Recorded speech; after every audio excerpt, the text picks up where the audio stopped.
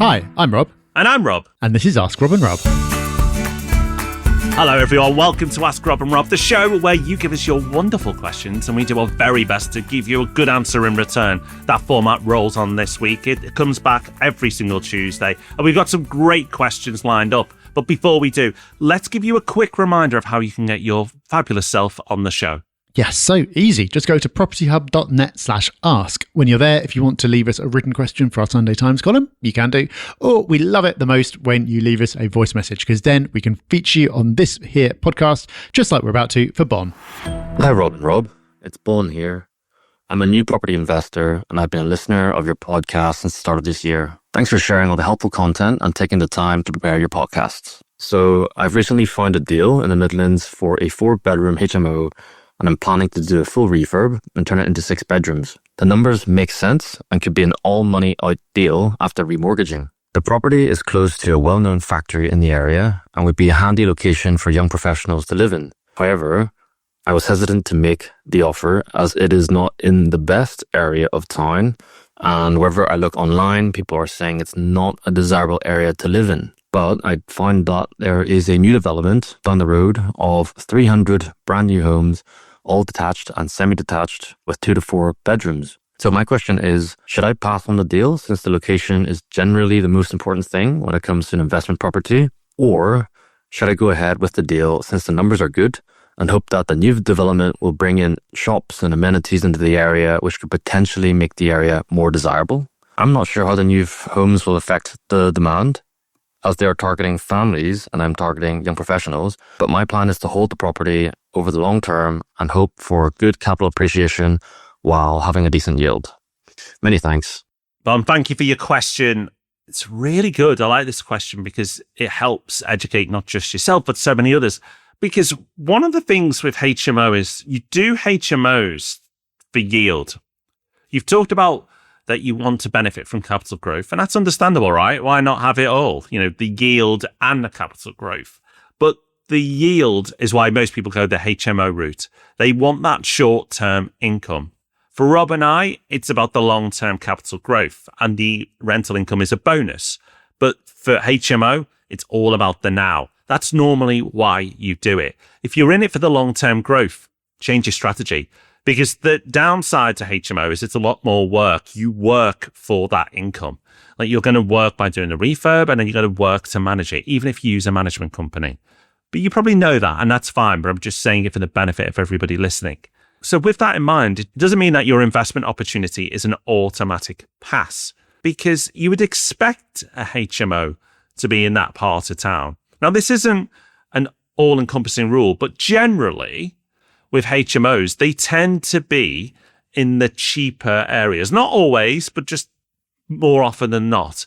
They're in the areas where there's strong rental demand, but not necessarily strong residential demand. And the other thing is, from a residential point of view, people don't like HMOs in their area. And that's another reason why that dynamic exists and is in play. Now, where you may see capital growth is that your yield improves over time. So if you believe that the fundamentals from a rental point of view are very strong in this area and your yield continues to improve, then that's where the value of the HMO could be. Because unless someone is going to completely refurb that property back into a normal property, the value really is to somebody else who wants a HMO. So you still may achieve capital growth from a HMO perspective, and that is your most likely exit. And the fact you're turning it into HMO, even if it was in a better part of town, it still would be hurt from a capital growth point of view, because whoever takes that property on, if they want to live in it, they'd have to refurb it back. So that will impact the value.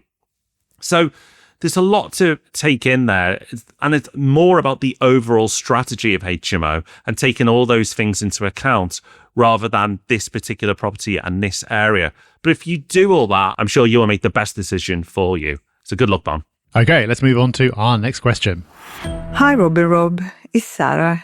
I'm a huge fan of your podcast. I live in London and I'm eager to start investing in properties, even though I only have a small initial capital to invest. I'm considering buying a small flat to rent out for 50,000 or less, so at the very lowest side of the spectrum.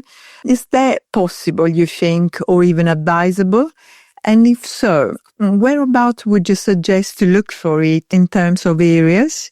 Thanks for all you do. Sarah, thank you for your question. So for your question, you said you're looking to buy a small flat to rent out for £50,000 or less. But what I'm not clear about is if you're planning to use a mortgage. So if you're saying you want to buy a property outright for £50,000 or less, I'd say that it's possible in a select number of parts of the country, but not necessarily advisable. So if you're looking to buy something that cheap, it's never going to be in the best part of town. It's never going to be in the best condition. It's never going to attract the best tenants. And also, importantly, over the long term, it's never going to generate the best capital growth. So it might generate you on paper a decent rental income, but there's going to be a lot of management involved, a lot of risk involved. And so especially for your first investment, I would be nervous about that one. However, if what you're saying is, I've got £50,000 to invest, can I with a mortgage make an investment? Then I would say yes. So it's a very simple rule of thumb. You can assume that you can multiply the amount that you've got to invest by 3. That's normally because you can borrow up to 75%, but you can have costs, you can have stamp duty, things like that. So I'd say multiply by 3, which gives you a conservative estimate of what you've got to spend, assuming you're not doing any kind of major works, which of course you need to factor in if you were. So with your 50,000, you could be buying something up to 150,000.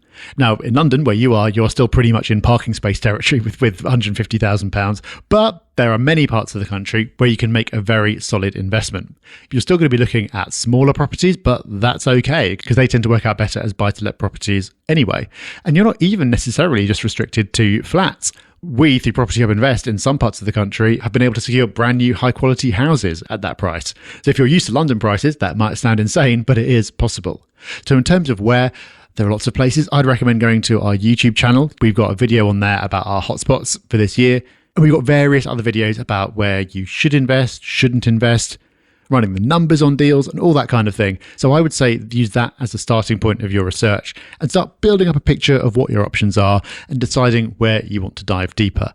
But if you were planning to buy with cash, then I'd say start by getting comfortable with the idea of using a mortgage. See if that's right for you, because that really is the only way that you're going to make this work, but it's not even a negative thing. Using a mortgage is a good thing because if you've got an investment that grows, it multiplies that growth.